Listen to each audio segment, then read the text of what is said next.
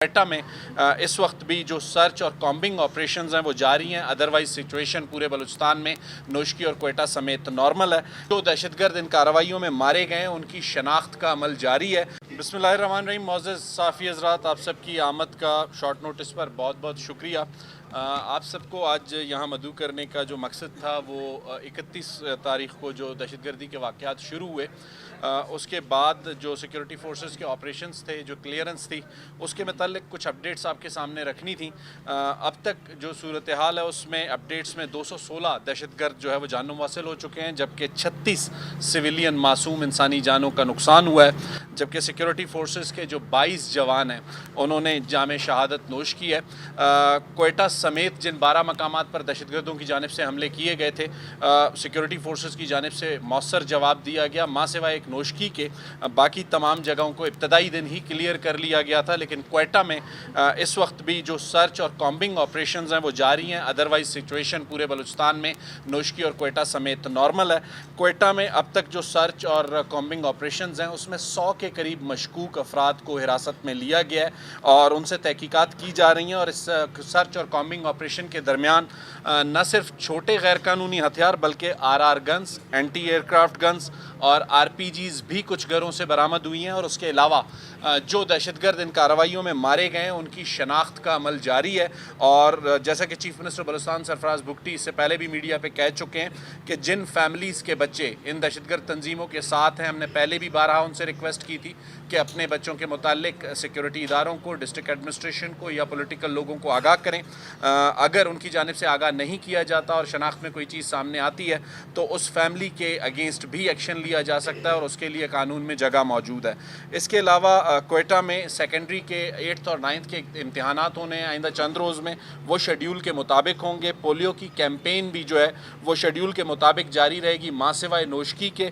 और जो कौमी शाहराएँ हैं बलूचिस्तान की वो तमाम क्लियर कर दी गई हैं। माँ सिवाय नोशकी का एक एरिया जो डिस्टर्ब है उसको PDMA काम कर रही है और आइंदा आने वाले 12 से 24 घंटों में उसे भी क्लियर कर दिया जाएगा। देखिए, आप एक तज्जियाती अंदाज में सवाल को पूछ रहे हैं। मैं चूँकि गवर्नमेंट का स्पोक्स पर्सन या नुमाइंदा हूँ जिसने जवाब देना है, मैं उस पर तज्जिया नहीं कर सकता। लेकिन कोयटा की जो सिचुएशन थी, जो उनका टारगेट था red zone, Quetta Balochistan police के जवानों ने या फ्रंटियर कोर ने उस रेड जोन के करीब अगर आप उन विजुअल्स को देखें तो उस दहशतगर्द को आखिरी वक्त तक अपनी गन के निशाने पर रखा जब तक कि वो गाड़ी मोड़ने पर मजबूर नहीं हुआ। कोयटा में जिन जिन मकामात पर वो निकले, इब्तदाई चंद घंटों में हमें रिस्पॉन्स देने में जो सबसे बड़ा प्रॉब्लम था वो आम आवाम में घुले मिले हुए थे। कोलेटरल डैमेज का खदशा था जिसके नतीजे में थोड़ा सा टाइम लगता है।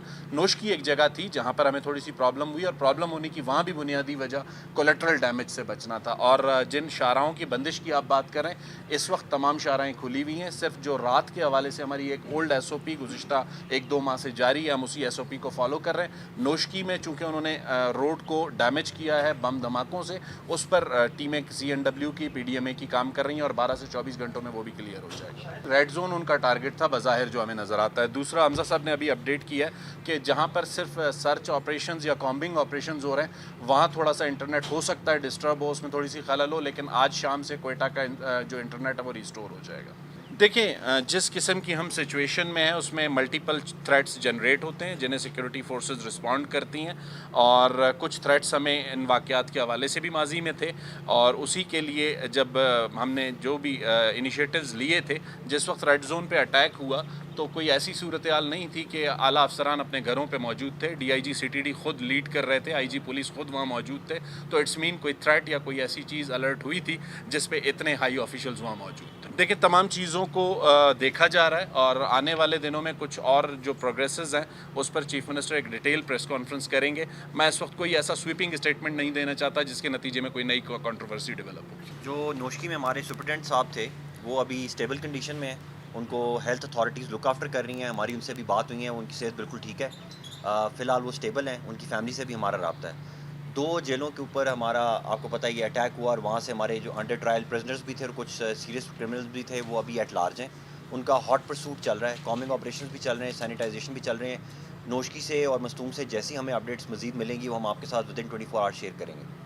देखिए, 31 तारीख़ को जब ये इंसिडेंट हुआ और ये तमाम 12 जगहों पे रिपोर्ट हुए, हेल्थ ने प्रॉम्प्ट रिस्पांस किया اور ایمرجنسی ہم نے اناؤنس کی، اور thanks to all health care provider کہ انہوں نے دن رات کام کر کے وہاں پہ جو ایمرجنسی لائک سچویشن تھی، جو بھی کیجولٹیز تھی یا زخمی تھی ان سب کو وہاں پہ کیٹر فار کر لیا۔